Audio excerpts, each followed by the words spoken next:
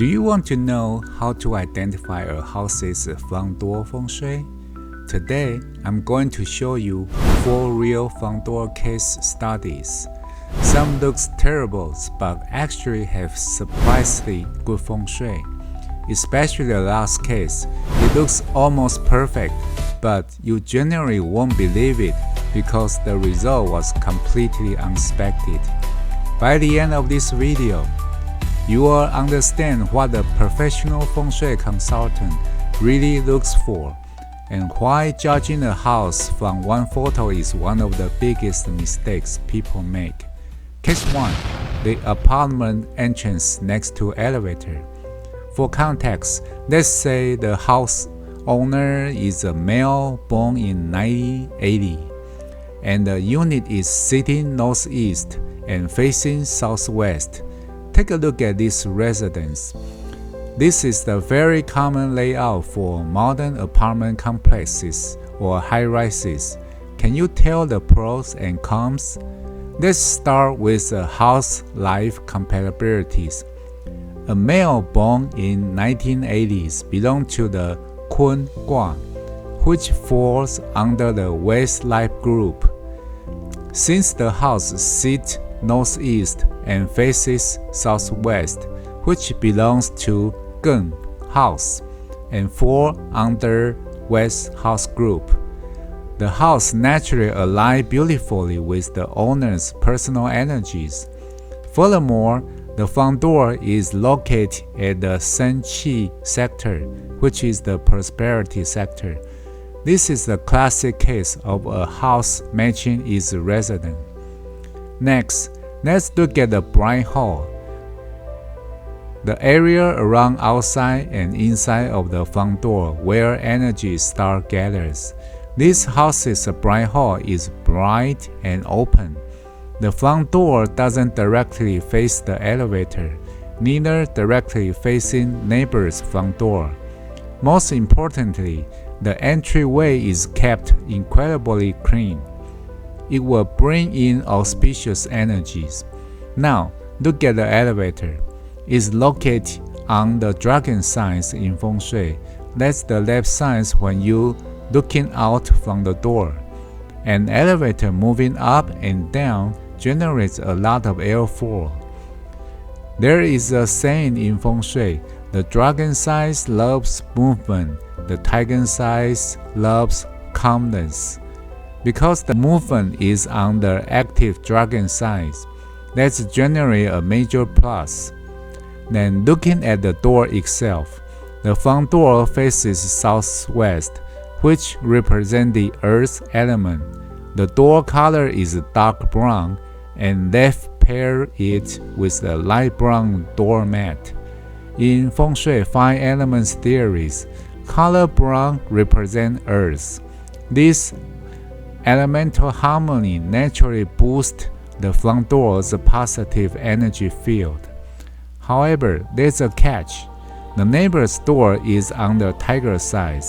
That's the right side when looking out from the door. And their door happens to face the emergency exit door. If both of those doors are opening at the same time, it can create a harsh, rushing airflow. The tiger side prefers quiet, so if it's constantly disrupted by strong airflow, it creates an unstable energetic dynamic. How much does this actually matter? Well, it depends on the distance, how often those doors are used, and the actual airflow on site. Again, you can't fully diagnose this just from a picture. So, looking at the big picture, even though this door is in an apartment building with a lot of structural limitations, you can still manage to create a fantastic layout. A lot of people assume you can't get good feng shui in an apartment. That's a mix. This case proves that the type of the housing doesn't dictate your luck. What matters is how well all the variable factors work together. Case 2. Great feng shui structure, but let's move on to our second case, a single house. Structurally speaking, its natural blueprint is actually pretty solid. The blind hole in front of the door is wide open, with no 煞气, means negative energies, from outside of this house. The dragon and tiger size feel balanced, giving the whole entrance a very stable, grounded look. On top of that, the door faces a direction that is highly favorable for the homeowner. If I were judging purely by the structural blueprint, I would say this front door is not bad. But take a closer look. See the issue? Yep, the entryway is an absolute mess. Shoes, cardboard boxes, garden tools, trash cans, and stuff not used in years are all piled up right by the front door. In Feng Shui, we place massive importance on the bright hall. Think of it as the welcome mat for external energy to enter and gather in your home. A good entryway should always be bright, clean, and open. For a case like this, my first piece of advice isn't going out to buy expensive Feng Shui crystals or lucky coins. It's simple. Clean up the front porch, move the clutter, clean the passageway, and fix the lighting. Sometimes the most effective Feng Shui fixes don't cost much. Taking good care of the blind hole is the ultimate first step. Case 3. The straight-through hallway. Our third case is a layout a lot of you will probably recognize. This house has beautiful exterior Feng Shui layout, but after you opening the front door, you can see instantly through to the back door or the back window. The moment most people see this, they panic and think, oh no, it's a bad Feng Shui. Architecturally, when the front door and the back window align directly, it does create a straight highway of the airflow. Traditionally, Feng Shui focuses on retaining wind and gathering energies. If energies enter the home and has absolutely no room to circulate or linger, it truly cannot get its energy benefit.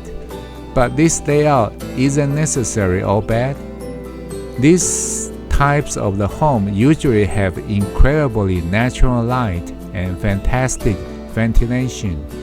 The living room looks brighter and feels more psychologically well-being. In this specific case, even though the front door and the back window are on a straight line, the depth of the house is quite long. Plus, there are multiple subspaces in between, which act as natural buffers to slow down and circulate the airflow. The energy doesn't just blast through the front and escape out the back. So we can just slap a bad luck label on a house the second you see a straight hallway.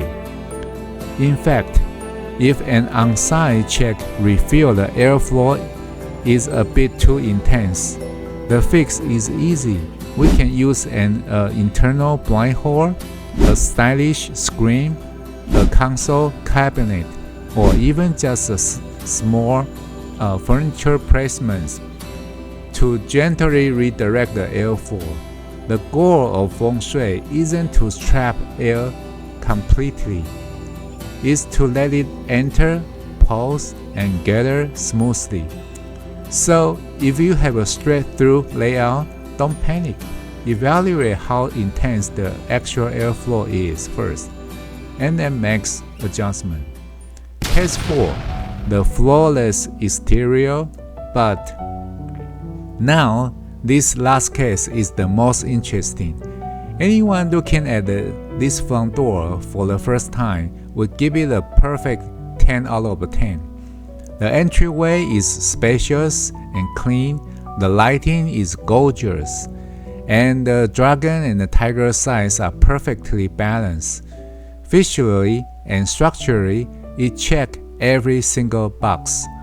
If I had only looked at a photo of this place, I would have given it a high score. But something didn't make sense. The homeowner told me, ever since we moved in, everything started going wrong. Where did it go wrong? Because Feng Shui is never just about the physical structure. It's also about the invisible energy alignment. After running the calculations, it turns out the alignment of the house clashed with owner's personal energies. It's a classic mismatch, home and life. To make matters worse, the front door was positioned in the absolute worst energetic sectors for the owner.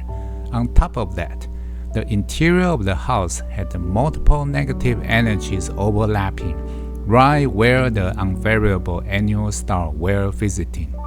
In short, the invisible negative energy completely overpowered the gorgeous physical layout of the front door. When this happened, our adjustments have to focus entirely on correcting the invisible energy flow. I advise the owner to boost the energy on the active dragon signs to stimulate vitality. Keep the tiger side completely calm and stable, and adjust the core inside spaces layout like a master bedroom, living room, and kitchen. Believe me, it's not an easy job.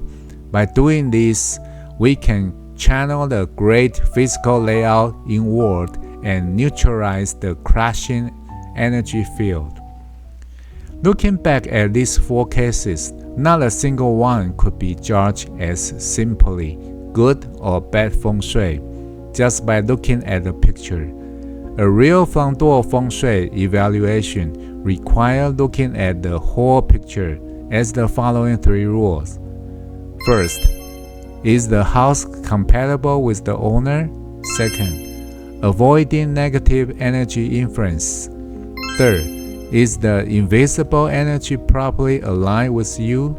If you only look at one of these factors, it's incredibly easy to misdiagnose a home. That's exactly why the same situation like an elevator, a straight hallway, or a west-facing door can yield completely opposite results for different houses and different owners. I am curious which case is closer to your front door condition. Just leave a number and maybe next episodes I will analyze more details for your house.